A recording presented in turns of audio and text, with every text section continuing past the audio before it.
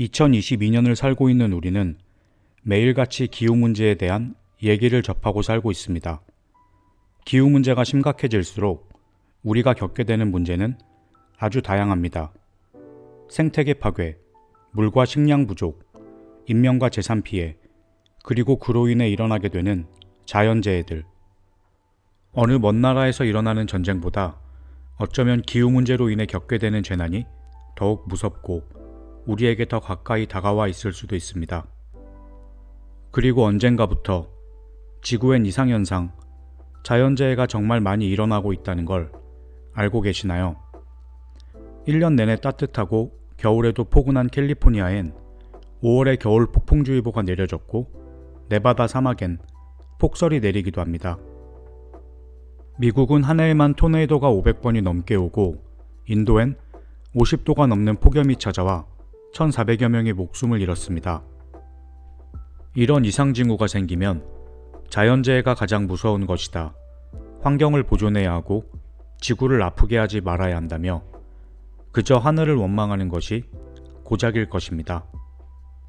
하지만 어딘가에서 기후를 조작을 하고 있다면 원하는 곳에 지진을 일으키고 원하는 만큼의 자연재해를 컨트롤할 수 있다면 이건 핵폭탄보다 훨씬 위험한 무기가 될 것입니다. 지오스톰이란 영화처럼 인간이 기후를 조작을 할 수 있게 되고 그로 인해 지구는 재앙을 맞이한다. 과연 영화 속 이야기일 뿐일까요? 아닙니다. 인류는 이미 오래전부터 기후를 조작할 수 있는 기술을 가지고 있습니다.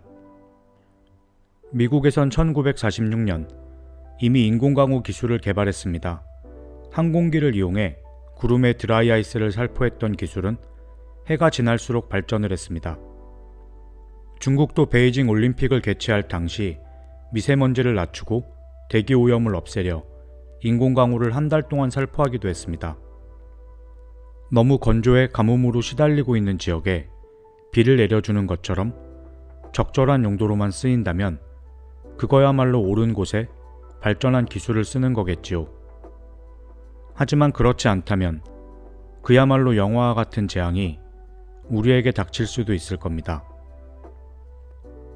전기의 아버지 니콜라 테슬라는 전기 에너지를 무선으로 거리에 관계없이 보낼 연구를 하는 도중 엄청난 무기를 만들어냅니다. 그리고 그 발명은 죽음의 광선이라 불리게 되는데 무한에 가까운 전기 에너지를 거리에 상관없이 원하는 지역으로 발사를 하는 기구였습니다. 세계 어느 곳이든 원하는 곳에 정확하게 겨냥을 할 수 있었습니다. 1980년 알코 석유회사 연구소의 버나드 이스트런드 박사는 테슬라의 기술을 응용해 땅에 묻힌 석유와 천연가스를 스캔하는 장치를 개발하고 특허를 받습니다. 지구의 오존층 막을 자극해서 땅에 묻힌 석유와 천연가스를 찾는 장치였는데 지구의 지하를 광범위하게 확인이 가능한 장치였습니다.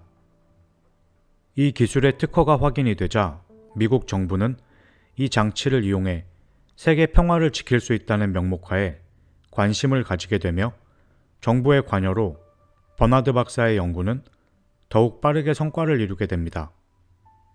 하지만 정부는 애초의 목적과는 다르게 이 장치를 군사적인 목적으로 이용하려 한다는 것을 버나드 박사는 알게 됩니다. 국방부와 공동 연구에 참여 중이었던 버나드 박사는 이 사실을 알고 연구를 그만두고 폭로를 하게 됩니다. 이 기술이 무기로 쓰이고 있다며 그가 제시한 근거는 버나드 박사가 20여 개의 석유와 천연가스를 묻힌 곳을 찾는 데 사용한 에너지는 20에서 30와트에 불과했지만 국방부는 2억 와트 이상의 에너지를 사용하고 있다는 것이었습니다. 그리고 더 강력한 에너지를 사용하기 위해 미국 알래스카 가코나 지역엔 70만 평의 땅에 180여 개의 안테나 시설이 설치가 됩니다. 강력한 에너지를 사용하기 위해 설치된 180개의 안테나. 그게 무엇이 문제가 될까요? 이 장치의 정식 명칭은 하프라고 불리고 고성능 고주파, 활성 오로라 연구 프로그램이지만 기후 조작 무기라고 더 많이 알려져 있죠. 하프를 이용하면 지구의 전리층을 밀어올릴 수가 있는데 올라간 빈 공간에 대기가 채워지며 각종 자연재해를 일으키게 됩니다. 예를 들어 우박, 천둥, 토네이도, 지진, 비를 원하는 곳에 마음대로 일으킬 수 있습니다. 그리고 이 장치를 이용해서 적의 미사일을 방어할 수도 있고 적의 미사일이 있는 지역에 재해를 일으킴으로써 동시에 공격도 가능합니다. 2004년 인도네시아 쓰나미를 기억하시나요? 9.1이라는 강진으로 지진과 해일, 쓰나미가 일어나 그 여파가 주변국인 미얀마, 방글라데시, 태국, 스리랑카, 그리고 아프리카까지 도달했습니다. 그리고 약 30만 명이 사망하고 천문학적인 재산 피해를 발생시킨 최악의 자연재해였습니다. 그 어마어마한 피해 속에 인도양 디에고 가르시아 지역엔 미군 기지가 있었지만 어떠한 피해를 입지 않습니다. 더욱 놀라운 사실은 군 기지병력 4천여 명과 연구원은 쓰나미가 온다는 것을 알고 있었던 것처럼 고지대로 대피까지 마쳤습니다. 이를 이상하게 여긴 영국의 BBC 방송을 포함한 과학자들이 의혹을 제기하기 시작했습니다.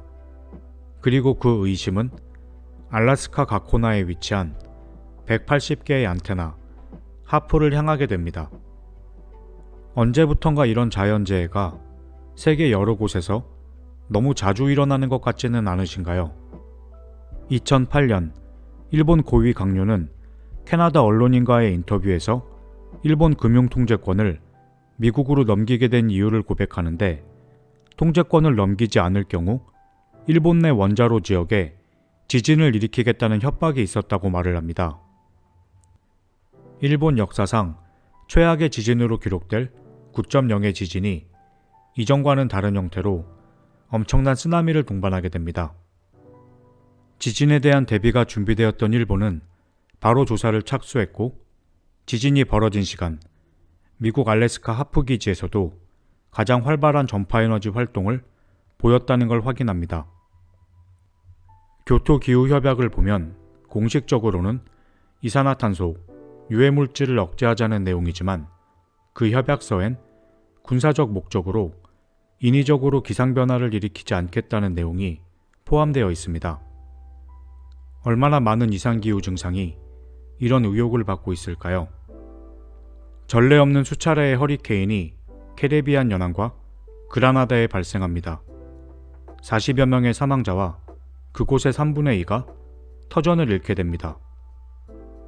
아이티는 지진으로 약 16만 명이 사망했고 도시 전체가 괴멸적 타격을 입어 복구가 불가능할 정도의 피해를 입었습니다. 뭔가 의심스러웠던 전문가들은 조사를 진행했고 아이티 지진 3시간 전 하프가 활동을 시작했고 아이티의 하늘은 밤처럼 어두워졌습니다. 브라질 남대서양에선 최초로 허리케인이 생성되고 한 번도 일어나지 않았기 때문에 수십 명의 사망자가 발생했으며 이 현상은 기상 연구가들도 당황하게 만들었다고 합니다. 중국은 최악의 태풍 라나님으로 인해 약 170명 사망, 1,800여 명의 사상자와 1,300만 명이 집을 잃었습니다. 중국 수촨성 대지진, 하늘이 보라색으로 덮이는 전조 증상이 일어났고 약 9만 명 사망, 실종 약 2만 명, 부상자는 40만 명에 달했습니다. 이런 규모의 큰 재난이 끊임없이 일어나고 세계 곳곳에서 일어나는 산불은 꺼지지 않고 계속되고 있습니다. 그리고 그런 모든 것들에 대한 이유는 지구온난화로 인해 생기는 이상기후라고 하죠.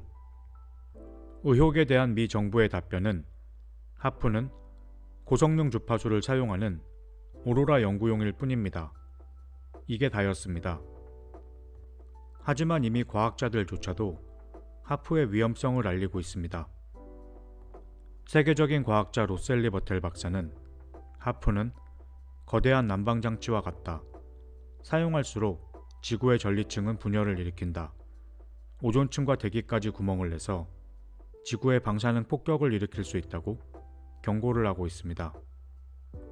데이비드 사하너프 연구소 물리학 고문을 맡고 있는 리차드 윌리엄스는 하프의 사용은 지구를 파괴하는 무책임한 짓이며 대기가 파괴되면 지구 전역이 걷잡을 수 없이 위험해질 것이라고 했습니다. 그렇습니다. 하프의 사용으로 발생하는 근본적인 문제는 무기로 사용할 경우 목표한 곳에도 어마어마한 피해를 주지만 사용한 지역에 오존의 구멍이 생기고 태양빛이 직접 지구를 비추게 됩니다. 이 기술의 개발자 버나드 이스트런드의 증언에 의하면 이 기술은 음모론이 아닌 분명 무기화가 되었습니다. 자신이 연구했던 니콜라 테슬라의 많은 업적은 많은 미국의 사기업과 정부에 의해서 특허가 등록이 되고 많은 것들이 무기화됐을 거라 확신을 했습니다. 하프를 무기로 이용할 경우 기후 조작뿐 아니라 지구 전체의 통신 시설을 마비시킬 수도 있고 미사일, 비행기 파괴도 가능하다고 합니다. 정부의 해명에도 불구하고 버나드 박사의 연구가 무기화됐다라고 의심을 하고 있는 이유는 이 기술을 소유하고 있던 알코 석유 회사는 1994년 이 기술의 특허를 이 시스템이란 회사에 팔게 됩니다.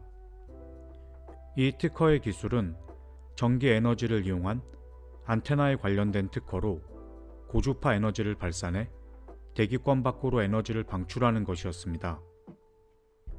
하지만 특허를 사게 된 이 시스템이란 회사는 국방부와 CIA로부터 자금을 지원받아 비밀 장비를 개발하고 생산하는 곳입니다.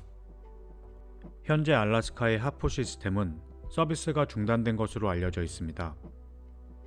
하프의 유지는 더 이상 공식적인 예산안에 포함되지 않아 모든 프로그램은 폐쇄가 됐고 안전모드 상태를 유지하며 더 이상 작동을 하지 않는다고 알려져 있습니다. 구조물을 분해하는 게 파괴하는 것보다 비용이 더 많이 들기 때문에 작동을 멈춘 채 그곳에 남겨두었다고 합니다. 이 장비는 수십 년간 엄청난 발전을 했기 때문에 훨씬 작은 규모로 세계 여러 곳에 설치가 되어 있고 군함을 이용해 이동을 하면서도 사용할 수 있을 정도로 발전된 상태라고 합니다. 하프와 같은 장비는 러시아에도 수라라고 하는 같은 장치를 소유하고 있습니다. 음모론가들은 극지방에 생기고 있는 오존홀은 우연이 아니고 국제금융자본가들이 자신들에게 유리한 국면을 만들기 위해서 군사적, 정치적으로 기후를 조종하고 있다고 합니다. 어떻게 생각하시나요? 하프는 고주파를 사용해 오로라 활동을 연구하는 프로그램일까요?